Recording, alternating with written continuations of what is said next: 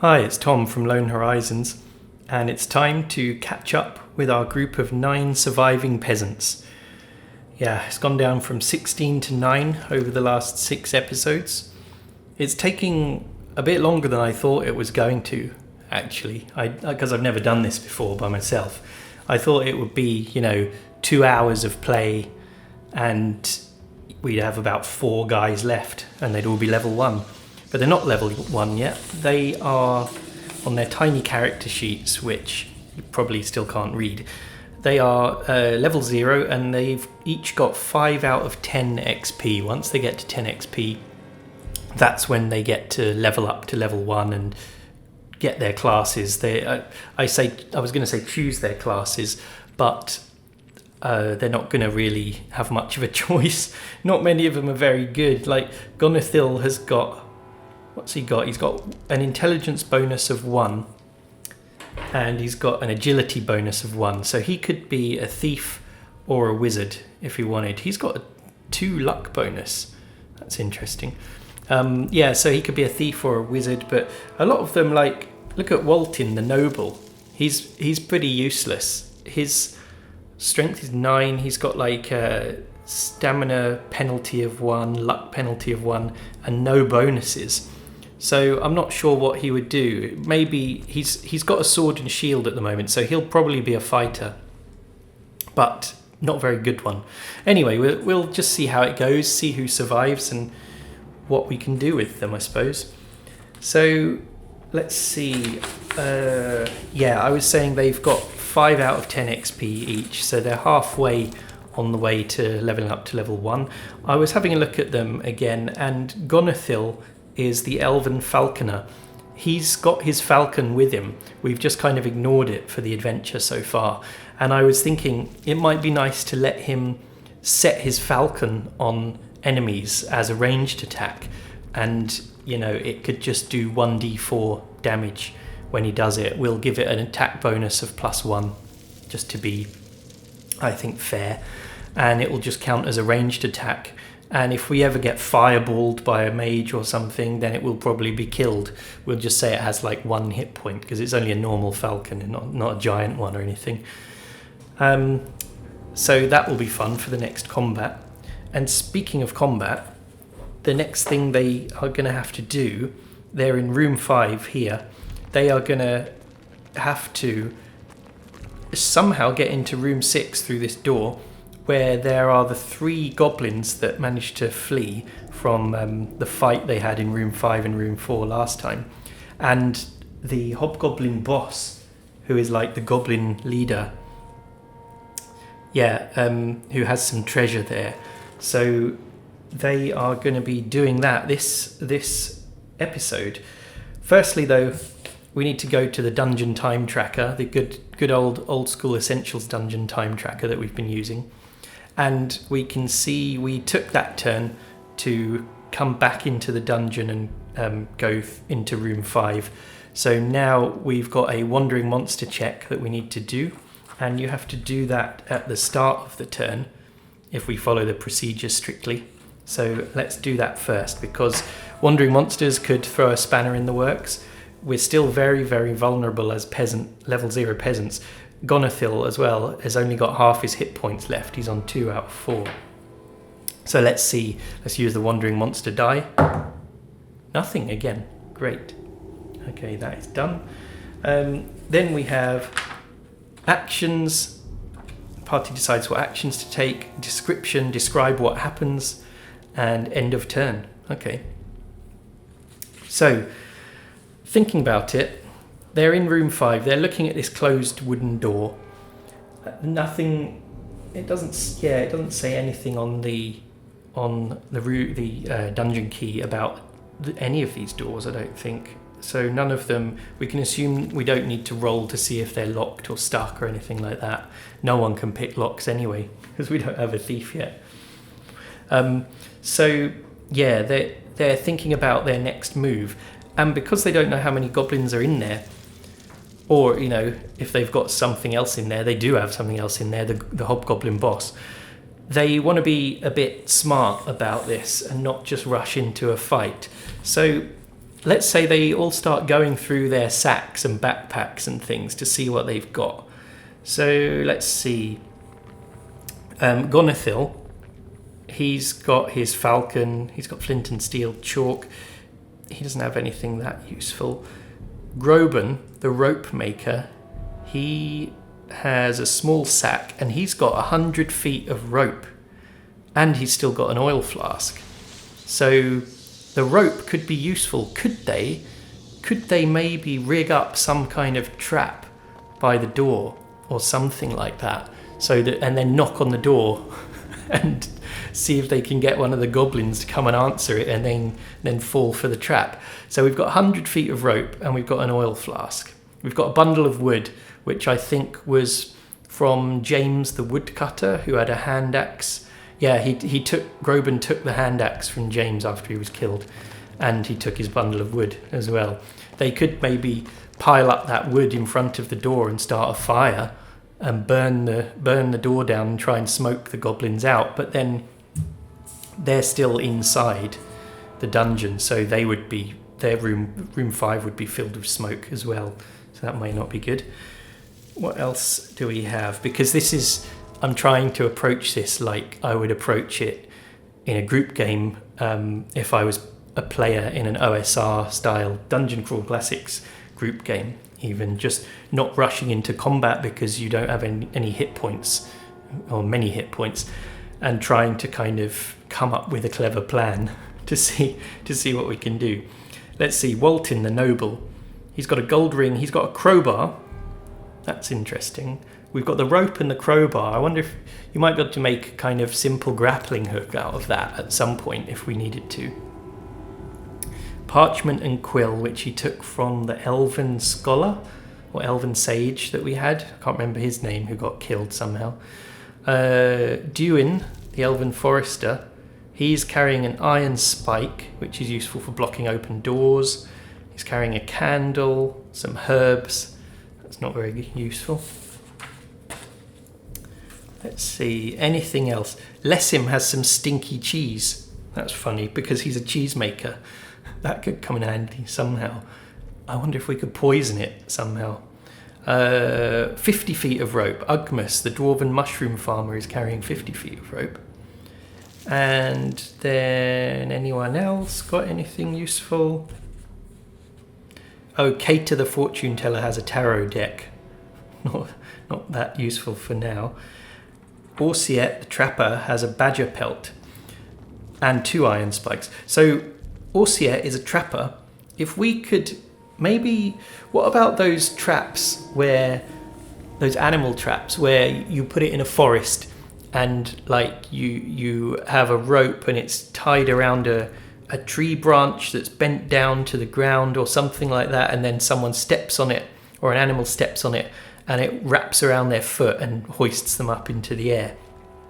Obviously we're not in a forest, but could we do something like that? Or even just like get the rope, tie it in a sort of noose and lay it on the floor in front of the door, then someone hides out around the corner, in the corner of the room, say like down here, and then yanks on the rope when a goblin comes out and puts their foot in it. Maybe we do an agility check or something. And as Orsia is a trapper, she could do it, and she could roll a d20 for that skill check rather than a d10, because we could say it's in her skill set as a trapper. So why don't we do that? Why don't we spend this turn setting up a trap for the goblin? So I'm not going to do any kind of skill check to set the trap, because it's literally just tying a rope into a noose.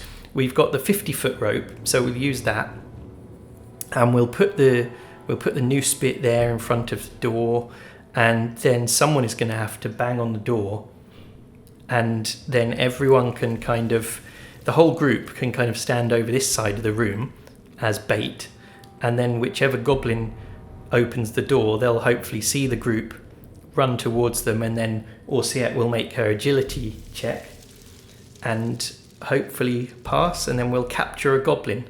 I guess that means the goblin will be pulled to the ground and she'll be able to I guess, pull it towards her and then beat it, or they all rush it and all get a free attack on it while it's laying prone, and there are rules for what happens to an enemy when it's prone in combat. Okay, so let's try that. So Orsiet lays the trap in front of the door. She's gonna bang on the door, like really loud, and then she runs into the corner of the room. Everyone else runs over there. They gather the sow and the sheep up and hold on to them. Maybe we could have used one of the animals as bait. Actually, that would be funny. But this way we'll get a free attack against the goblin anyway when it comes. So all right, so we should probably ask the oracle if this plan even works, if the goblins are stupid enough to just go and open the door. I don't think the hobgoblin boss would go himself. I think he would definitely send one of his minions. So I think it's quite likely. So I'm going to roll a d6 and say on a 1 to 4, the goblin opens the door and he's going to fall for the trap. And on a 5 to 6, nothing happens. 6, nothing happens. The trap didn't work. It completely failed.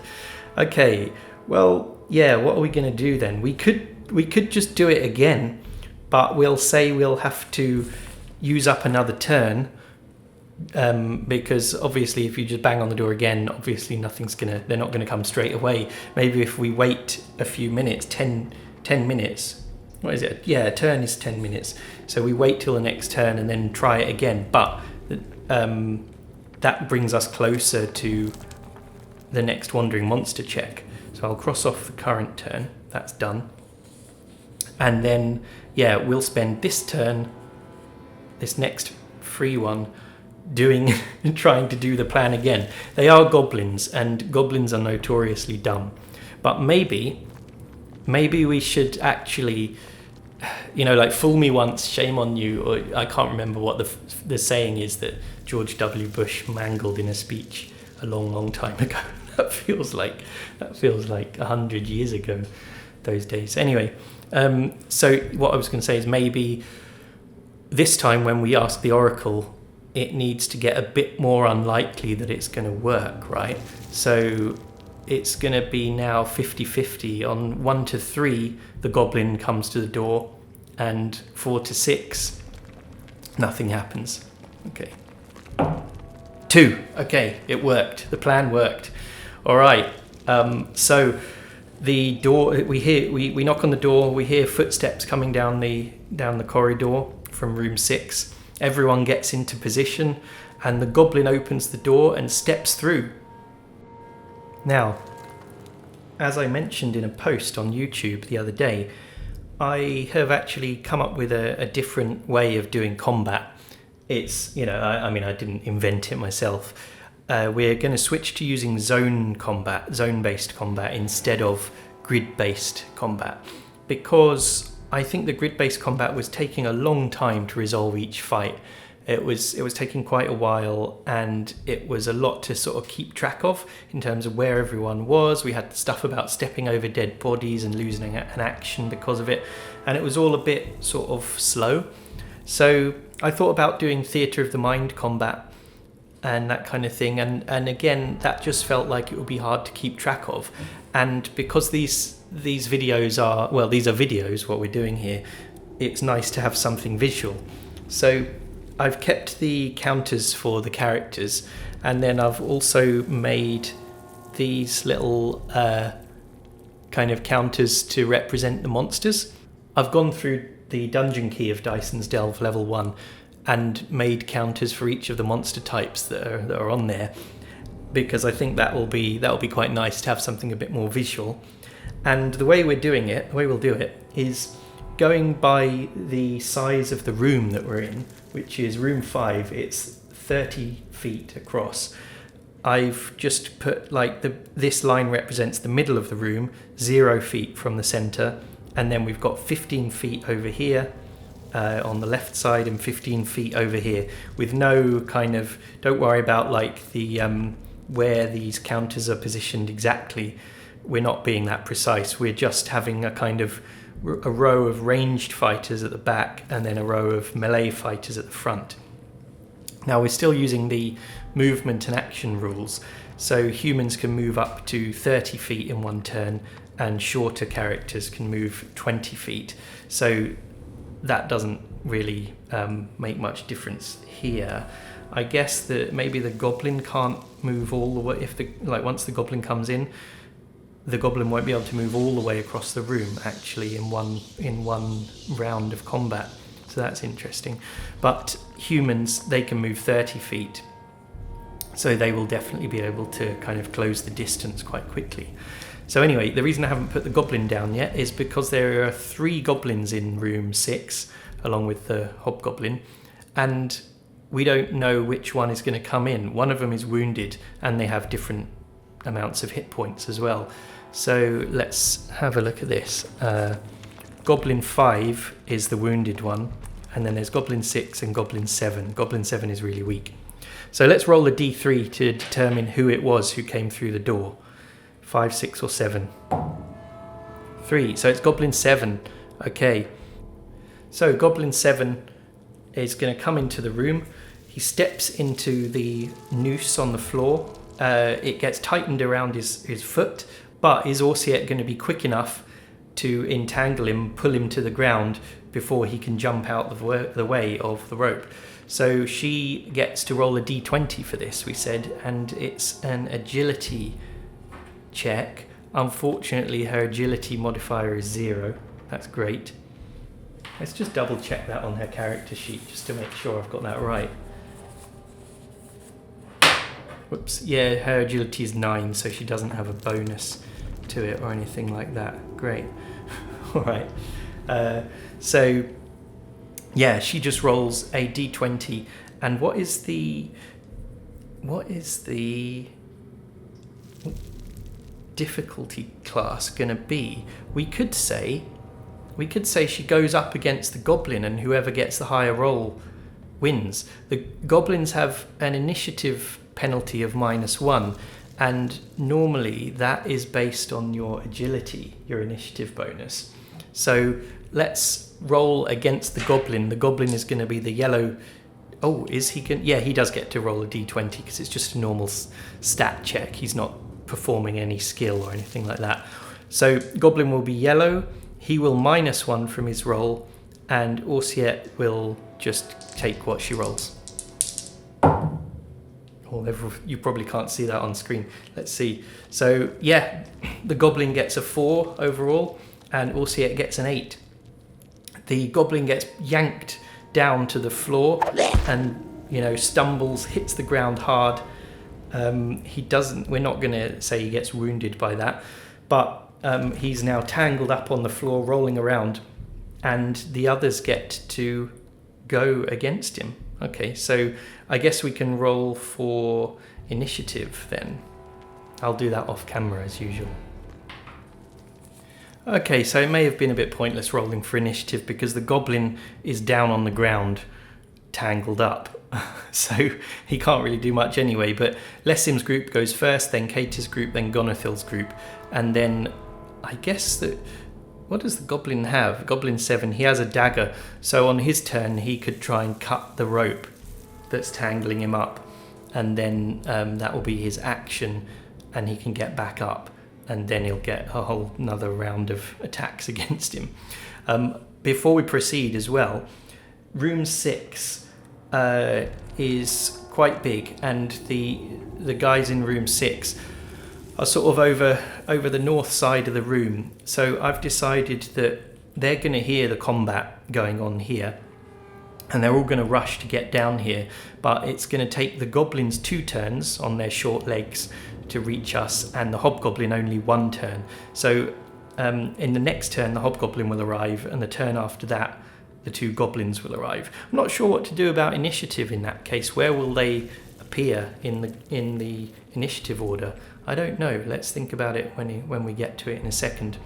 So for now, Lessim's group is going to attack Goblin 7. Let's see. So Lessim the cheesemaker has a cudgel. He attacks... Oh, and because the goblin is down on the ground, we can look at the roll modifiers table, and we will see when defender is entangled, that's what we're calling it, entangled or helpless, bound, the attacker gets to add one, that says plus 1d, that means they get to go up one die in the dice chain, which is d24 after d20. I've never rolled this d24, I don't think, so that's a first for that. So let's see, yeah, Lessim is going first. I'm going to put our little marker down here. The reason we didn't do a monster reaction table is because it's the same goblins that we were fighting before, and I think our guys are just going to attack all the goblins they see now because they wanted revenge anyway. Alright, so Lessim, his attack bonus is -2 unfortunately, and the goblin's armor class is 10, so he needs to roll a 12 to hit. Oh, 22, he hits, okay. And I didn't roll his damage die, did I? The goblin only has 1 hit point actually, goblin 7. So I won't bother rolling. The goblin is killed by Lessim's cudgel. It hits him right on the head, just knocks him out clean, like bashes his brains out on the cold tiled floor of the dungeon and kills him. So he is gone. Who was that? Goblin 7. Yeah. He is no longer with us. Let's just turn him over like that. It doesn't matter where he is because we're not doing grid-based combat now. So yeah, that was our turn. Everyone else, they can't actually do anything because there's no enemies there. We've got the ranged guys who are ready to attack as soon as we see anyone coming in. I will just cross out Goblin 7. So now the Hobgoblin will arrive, and maybe he can just roll for initiative, and we'll just slot him into wherever he ends up. So he's walked all the way down here. So does that mean let's say he will get an action, but it depends on where he is in the initiative order. Okay, so I will roll for his initiative now. What does he get in terms of an initiative bonus? He gets +2 bonus. Okay, so it's a d20 +2, and I did actually write down the initiative's results for the groups here, so I can just slot him in. Here we go. So 14 he gets. So that means he is going to be second after Lessim's group. So, alright. So that means 2 is Hobgoblin. Hobgoblin Boss, I think his name is, in the dungeon key. Okay, so now we have this turn. Is it? I'm still confused about turns and rounds, but yeah, basically this round of combat. So he will get to do. Oh, let's see. Lessim's group gets to do their turn, and then he gets his turn. Then the goblins arrive. Well, and then Kater's group goes. Gonifil's group goes after the goblin boss, and after that, that's when the 2 goblins arrive. Okay, so it is Lessim's group first. So, yeah, Lessim attacks again. What is the Hobgoblin's armor class? Let's see, the Hobgoblin is wearing scale mail. So he has an armor class of 14. So that means Lessim needs a 16 to hit him. Okay, I'll roll the damage die at the same time to save time. Let's see, where's the green D4? Here it is, matching colour. And his damage is 1d4 -2. So what did I say? He needs a 16. 2! He swings his cudgel wildly, and the Hobgoblin easily dodges out of the way. Then we have Ugmus, the dwarven mushroom farmer, with his shovel. His attack bonus is -1. Okay, so he swings his shovel through the air at the hobgoblin boss. He gets a 1. He rolls a fumble. Oh. Okay, so we better look up what that is. Okay, so as he's wearing no armor, he rolls a d4 on the fumble table, modified by his luck modifier. He doesn't have a luck modifier though, so he just gets a d4. If he was wearing armor, he would roll a higher sided die, and the worse, like the higher number you get on the fumble table, the worse your result is. So anyway, let's see what happens to him. 4. Your weapon is damaged. A bowstring breaks.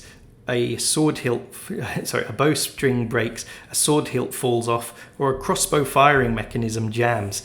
The weapon can be repaired with 10 minutes of work, but is useless for now. Oh no. Okay, so what did he have? The shovel. All right, let's say he swings it at the... Oh, hang on, Ugmus. Wait. Stop all this. Ugmus is a dwarf. So Lessim was able to cross the room because he's human. So he is actually now over here in this zone. And yeah, because he can move 30 feet. Ugmus, however, can only move 20 feet. So he would move 15 feet to there, and then another, a bit more. He would end up kind of in the middle here. So he kind of needs to... We kind of need to say... Why don't we say he goes this far across the room, but can't actually make it. So forget all that. That attack didn't actually happen, and he didn't break his weapon. So that's quite good for him, really. So yeah, I'm still learning. I'm only getting to do this once every few days. I wish I could play this every day and edit the videos really fast, but I don't have the free time to do it. So I'm just doing as much as I can anyway, and learning as I go. So who is next? Hiva is in that group. She has a sling, so she is just going to attack from over here. This is short range with a sling, which is good. So she adds her strength bonus, but it's actually a negative modifier.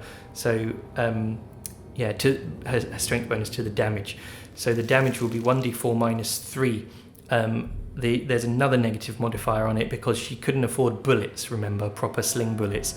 She had to just use stones from the ground, and I've said they do a -1 to the damage as a penalty. Once we go back to the village, we will buy some proper gear, including sling bullets. Anyway, let's see, her attack bonus is +1. So with the hobgoblin's armor class of 14, she needs to roll a 13 to hit. Okay. Oh, she gets a critical. She has a critical hit, rolling a 20. Okay, that is great. So let's roll on the criticals table. So just to remind ourselves, all 0 level characters roll 1d4 on crit table 1. Okay. Do we adjust? Yeah, we use their luck modifier for this as well. So let's just see. Who is it? Hiva. Let's see what Hiva's luck modifier is, if she has one. No, she doesn't have one. Her luck is 10. Okay. So we're just going to roll a d4.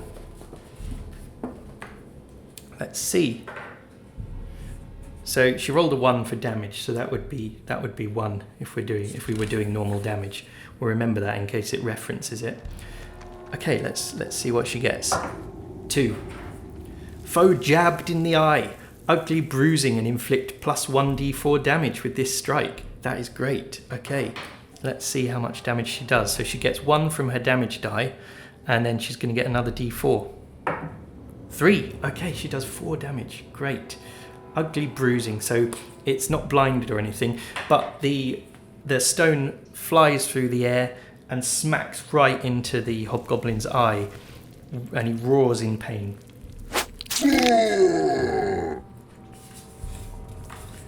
So let's find his hit points. She did 4 damage.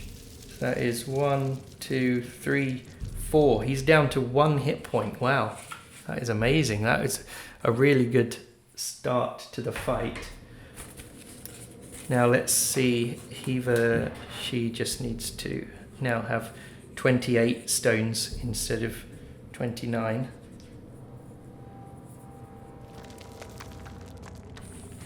Maybe I should keep track of their ammo on some scrap paper or something, or on here, and then just update it once at the end of the fight on the character sheet. That would be a good idea. Okay, so that was Lessim's group. So now the hobgoblin boss is still alive, so he is gonna fight back. Let's see. Now that it's his turn, he can move. He is engaged with Lessim though, isn't he? So he's gonna have to fight Lessim. So Lessim's armor class is 10. So he needs, hang on. Lessim's armor class is 10, but what is the hobgoblin's attack bonus? He has a sword, which is a 1d8 damage weapon. Wow. Let me just double check that actually, because this is the normal stats for, like, you know, a generic hobgoblin in Dungeon Crawl Classics. So I've written down sword/whip. We'll see what Dyson's Delve says about this hobgoblin boss. Attack 1d8. Okay, so yeah, that's... Oh, it says he's got 6 hit points, not 5. That's interesting. Maybe when I wrote down 5, maybe I just rolled randomly for them.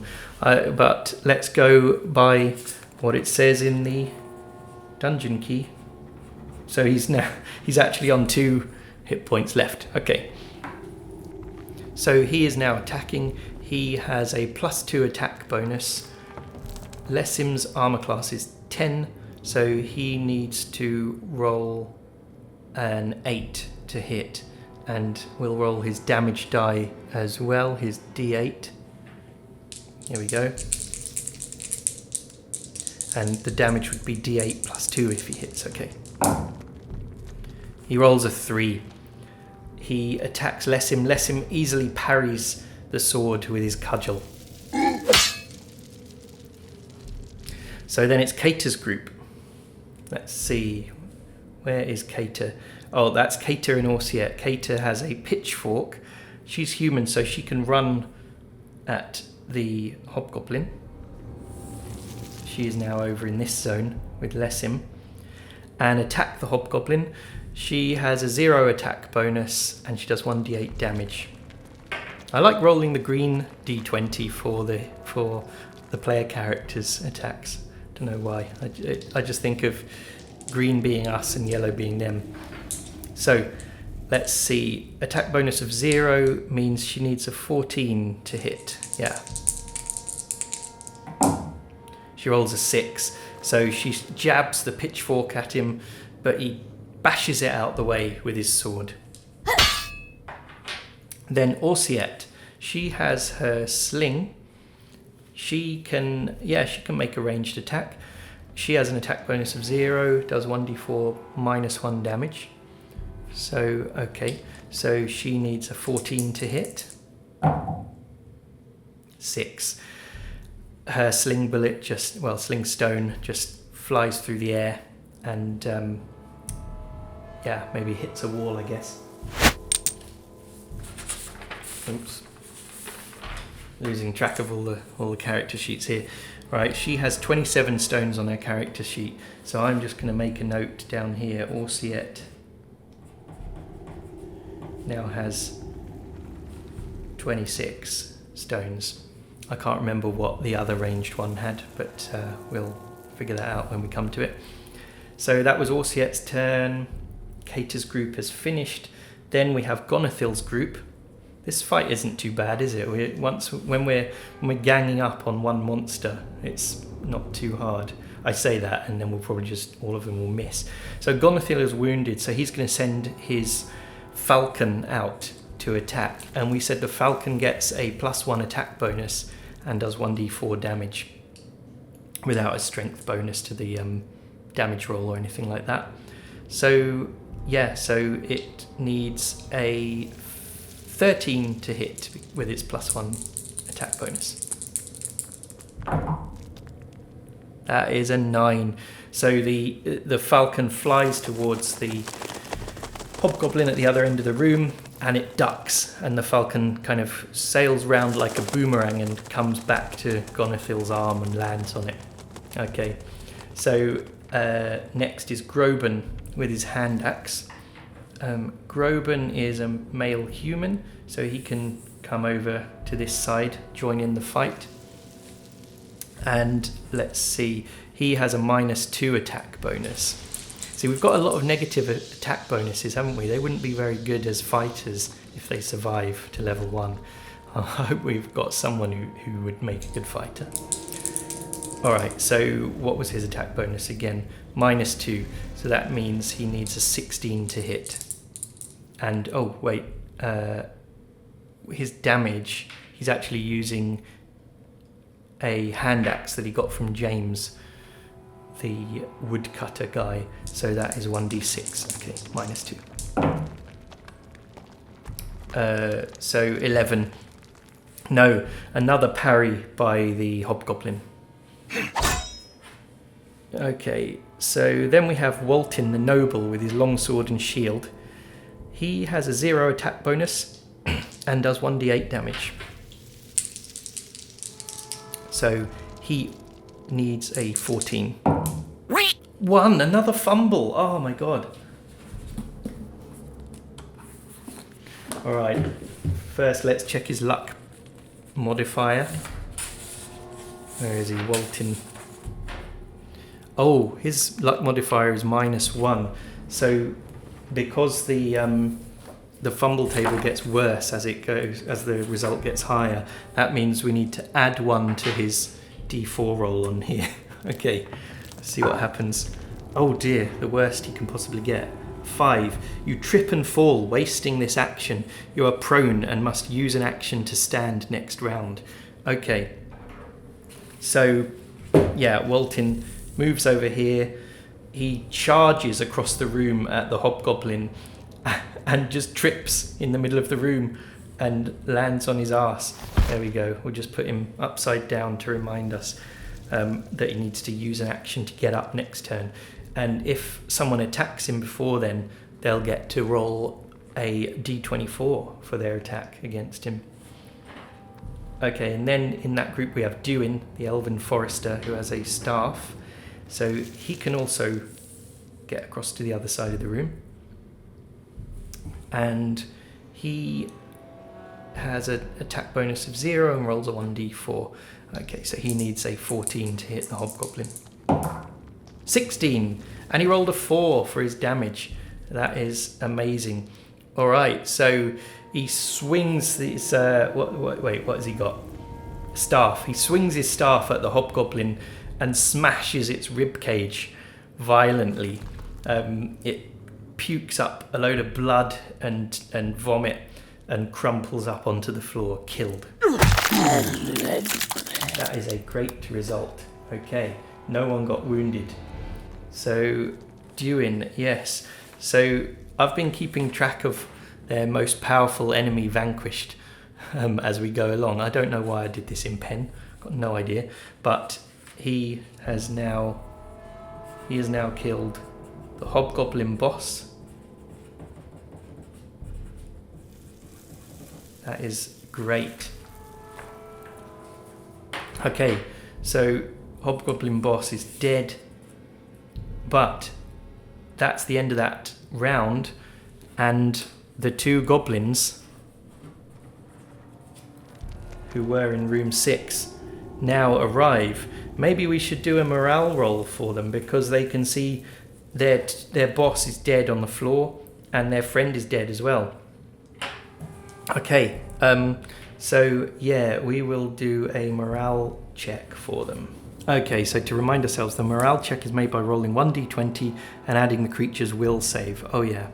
A result of 11 or higher is success. The creature can keep fighting. Okay, and then the creature attempts to flee if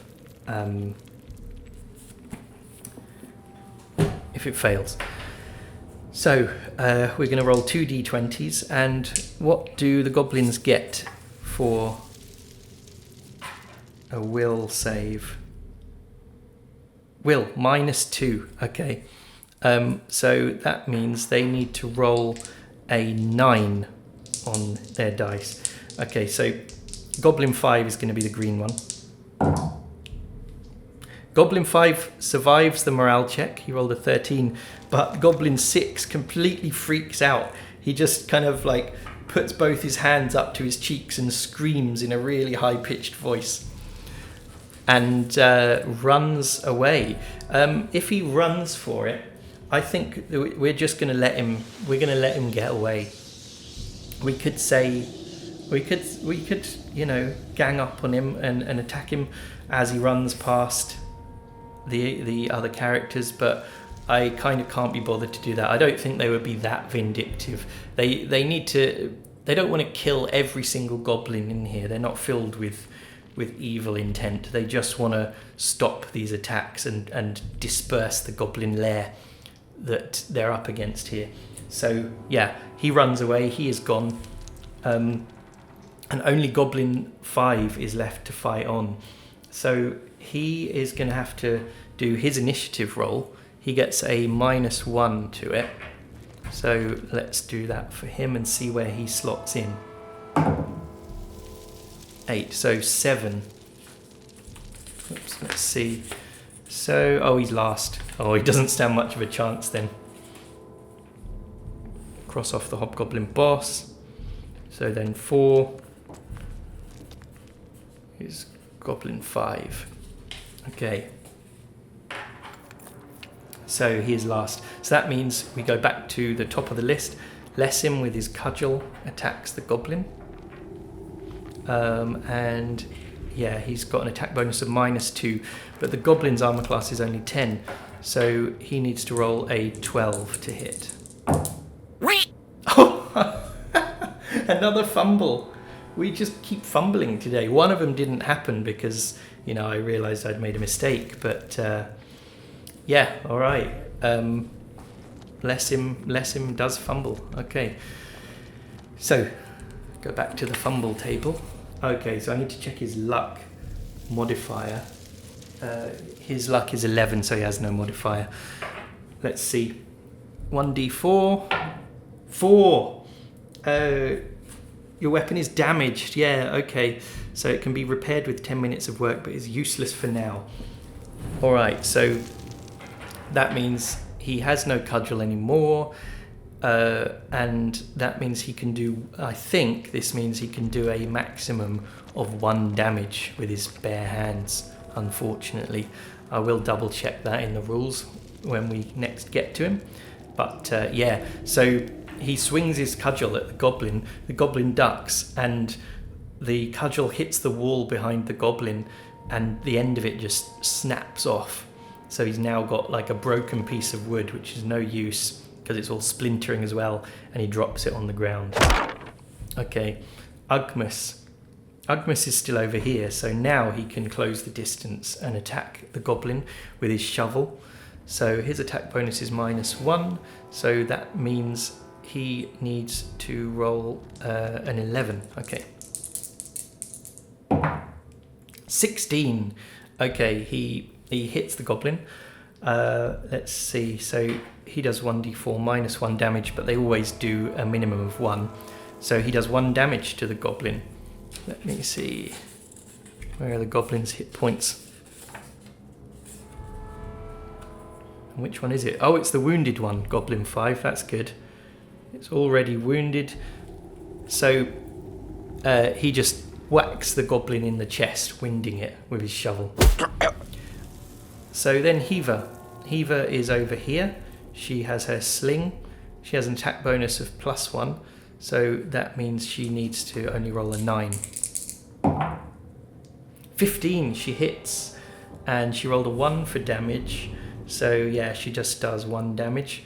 The sling bullet flies through the air, hits the goblin in the cheek, bruising his cheek. And Goblin 5 is now down to 4 hit points. Sorry. And Goblin 5 is now down to 1 hit point. Okay, so who was that? That was Hiva. So next is Kater's group.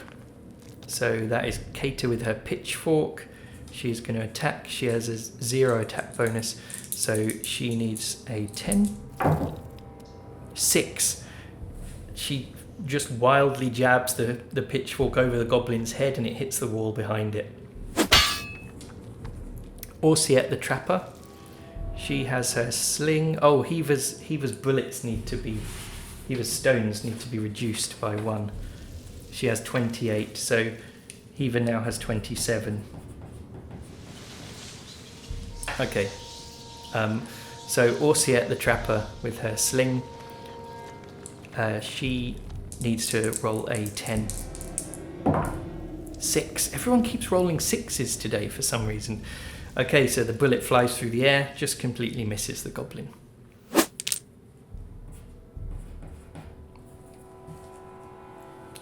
Alright, Gonithil's group gets a turn. So Gonithil has a spear, which is 1d8, and he needs to roll a 10. 11, okay. And he does 4 damage. So he's killed it. Alright, he just jabs the spear into the goblin's heart, killing it instantly, and it drops dead. So there we go. That is that combat over. Now, let's see what's in this room. We've got the 3 dead goblins and the dead hobgoblin boss. Now he had a sword. It was a long sword because it's 1d8. So how about Lessim could pick up the long sword and use that instead of his broken cudgel, and then he doesn't need to fix his cudgel. Let's do that. First, I'll just clear all this stuff out of the way. Okay, so I have adjusted the ranged fighters' ammo counts. I am just going to adjust this as well. So Lessim is now going to have a long sword, which is going to do 1d8 with his -2 damage bonus, unfortunately. But at least it's a d8. And let's just update his character sheet. So the cudgel is gone. He's also carrying a dagger, probably on his belt. Just going to write the longsword down here. So that is -2, and the damage is 1d8 -2. Okay. Can't wait till we don't have to use these tiny character sheets anymore. So that's that done. Let's see what's in here. The boss's room. Okay, so and the 4 goblins from the guard room, they each have 2d6 electrum pieces. So those 3 goblins, we need to roll for those electrum pieces. Okay, we can do that. We need to go back to the dungeon time tracker actually, because that was that turn just done. Combat always takes up a whole turn, even though a turn is 10 minutes, because they need to kind of gather up their things, collect themselves, and calm down a bit afterwards. So the next thing they need to do is search the bodies and also search the room as well, because we do have treasure in this room. Now, we do need to do a wandering monster check as well. Be kind of annoying if we get disturbed by monsters now, wouldn't it? No wandering monsters. That's good. Okay. So then, we've got our rule about searching an area where we have to do a skill check, which is DC 8 plus like an intelligence skill check of DC 8, and that allows them to think of searching the area. But for searching the goblin bodies, I think they're going to do that. They're not going to ignore them, because if they've got little coin purses hanging on their belts, they're going to see them. It's just the kind of thorough searching of the whole entire room that they need to roll for. So 2d6 electrum pieces, I think it was, for for the goblins. So there were 3 of them. So we'll do 1, 2, and 3, I guess. Just roll all these dice and that will be how many electrum pieces there are. Ooh, very nice. So that is 5, 9, 13, 16, 19, 23. 23 electrum pieces, that is great. And there's 9 of us. So I guess I'll just share them out in a bit, but I'll just, I need a bit of scrap paper or something to write down 23 electrum pieces. Because I can just share that out between everyone afterwards, after filming the video. And then we need to do the skill check for searching the area. So let's see.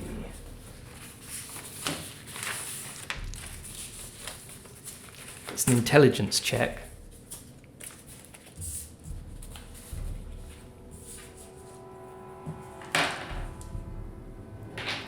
And I will just go through each character one by one until someone gets it. So they only need to get an 8.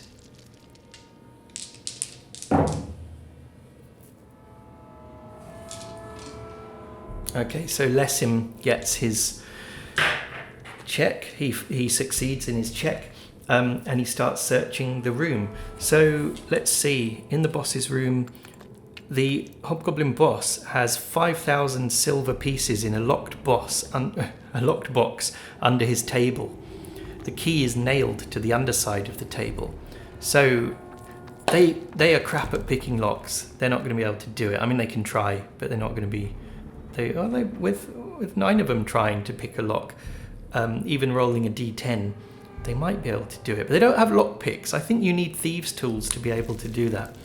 So anyway, I think they need to find the key, which is nailed to the underside of the table, to be able to get this 5,000 silver pieces. They're going to be so rich if they can survive to level 1. So let's think about this. Okay, I think the difficulty class is going to be 10 or 11. Let me check. So the difficulty class is going to be 10, but everyone is going to get to do that roll because we've got the whole turn to do it. We've already done the Wandering Monsters check, so we're safe for 10 minutes. So yeah, I'm gonna roll for everyone. Let's see. I guess I'll just. Well, I don't want to do all these rolls off camera. So we could do all these. Where the dice land, we're gonna roll them. We'll just wherever they land, that will be their position for person by person in the table, if that makes sense. So we need to get a 10. It's an intelligence check, so they'll use their intelligence modifiers. Okay, so let's just arrange them here. There's that one, that one, that one. I'm not changing them as I do this. You can see on camera. So Lessim rolls a 4. So obviously no, he didn't find it. Ugmus rolls a 10, but his intelligence modifier is -2, so only gets an 8. So that didn't work. Heaver rolls an 11. -1 is a 10. So Heaver searches underneath the table and finds the key to the box and gets 5,000 silver pieces. Okay, that is amazing. So 5,000 silver pieces. Okay, and that is the end of that turn there.